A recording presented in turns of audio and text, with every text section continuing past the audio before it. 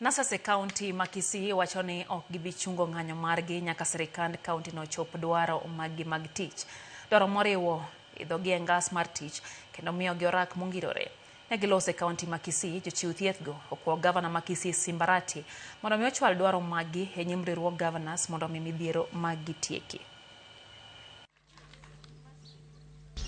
Number 2. We want to tell our Excellency the Governor Simbarati that there is scripts going around that more than 500 nurses are back to duty.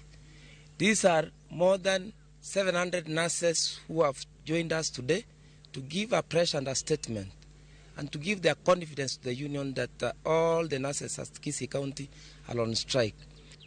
It's a return to work formula 2017, which was signed and it has never been implemented.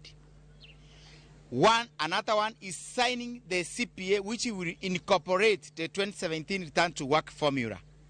Another one is career progression, which has not been adopted by the Council of Governors.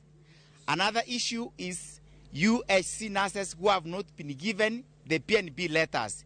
The Council of Governors avoided this case. The national confirmed them to PNB, but still they don't want them.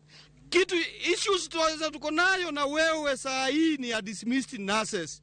Hiyo tu ndio tasolve kwa kaunti ya Kisii. Lakini mambo mengine yaenda COG yamaliziwa huko. Ama mnasema aje?